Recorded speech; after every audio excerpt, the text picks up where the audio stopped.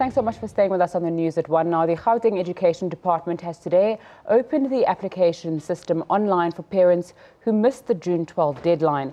The system was opened last night. The department says that no new applications will be processed in January 2018 as schools are full.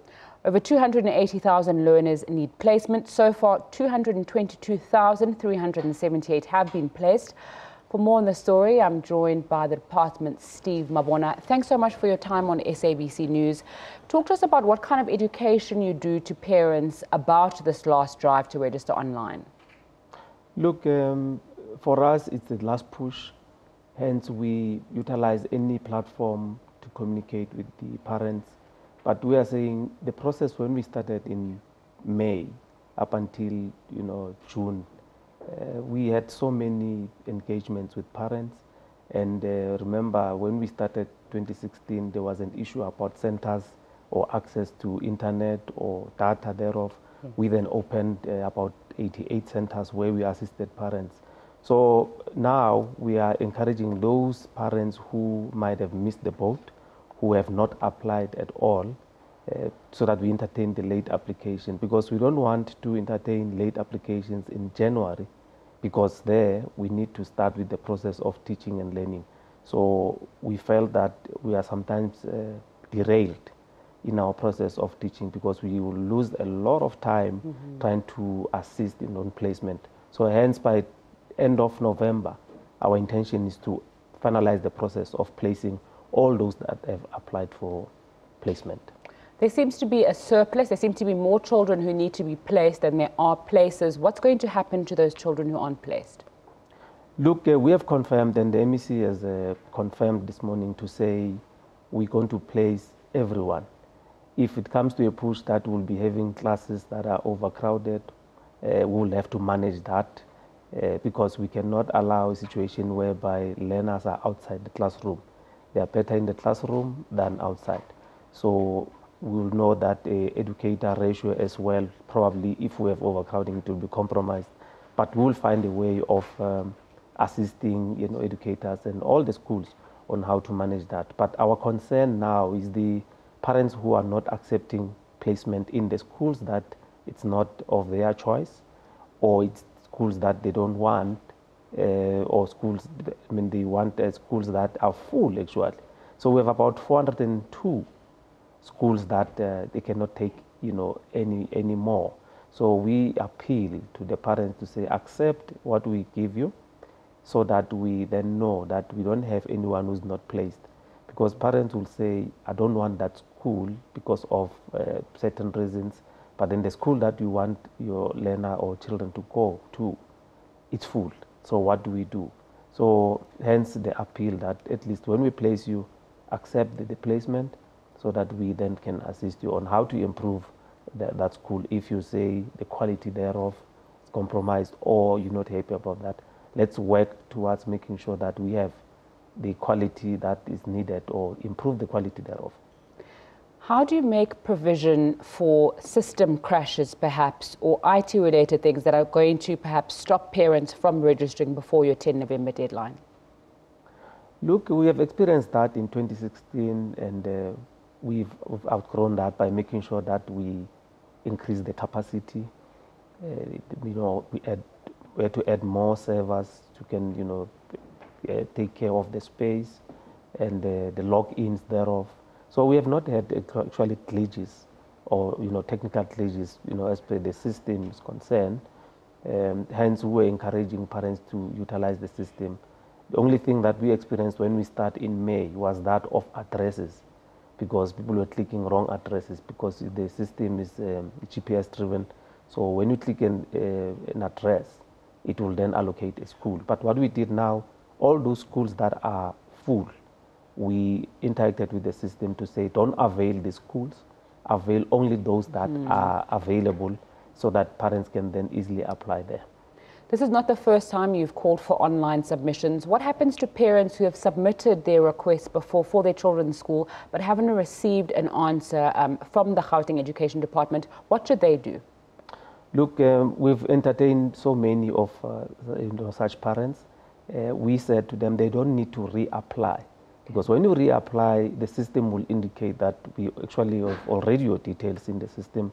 So what they need to do, they need to interact with the district offices. They will be assisted there in terms of placement. But like as I said, there's about 60,000 learners that are not placed as yet. So the process continues. So hence we said by the end of November, we will have been placed almost everyone that need to be placed, and hence we are encouraging parents to accept, because we're giving those that have not applied from the 1st up until the 10th of November, close the system, and then we'll be focusing on placement. But we can assure parents that no one will not be placed, come the end of November. Hence we are saying, when we commence our academic year, that is 2018, we want to continue with the process of teaching and learning, because we have already started with the process of making sure that learner material is ready. Hence, we don't want us entertaining new applications, because that will be affecting our numbers, because education is about numbers. When we budget, we look at the number of learners that we cater, because allocation or budget allocation thereof is determined by the numbers. You've spoken earlier on about the learners who will be placed even if classes are going to be slightly fuller, even though it does compromise the standard of education that children will receive. What conversations, if any, have you had with national government about taking a look at maybe building other schools, especially in areas where you can see there's a high demand and those places are always full? Look, remember we have started the process of increasing our infrastructure, building new schools, but our focus is more on the township, because that's where we're lagging behind in terms of infrastructure. Hence, when you look at the township schools, there's no element of those schools being full. So you have a sense that some parents still need to transport their children to elsewhere, and hence we are saying, let's focus rather on the infrastructure that we have, schools that we have. I mean, the schools that we've just launched recently, I mean, we have built about 44 schools already in Gauteng, but there's a backlog. I mean, because when you look at the corridor between Midrand and Johannesburg, there's a huge development of residential area. So it means we need public schools there, because we can't all say everyone who lives there will afford private school.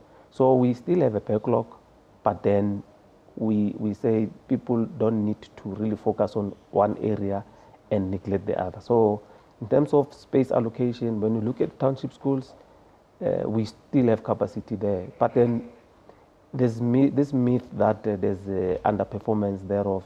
I mean, when we looking at the results, the metric results last year, they were saying out of the 33% bachelor passes, 10% come from the township.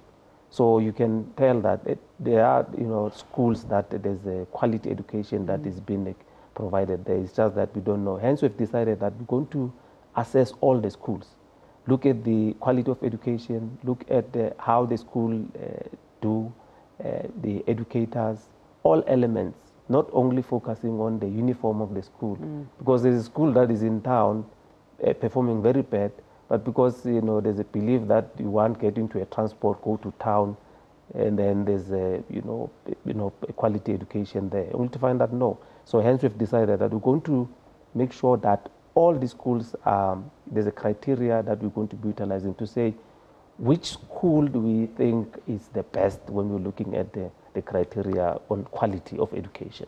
Okay, Gauteng schools have been in the spotlight for the wrong reason as well. We see the molestation of around 87 girls in one school alone, and other stories are coming out. What kind of resources are you putting in to make sure that as a parent, if I'm placing my child, I know that people have been vetted well, or this kind of incident does not happen again?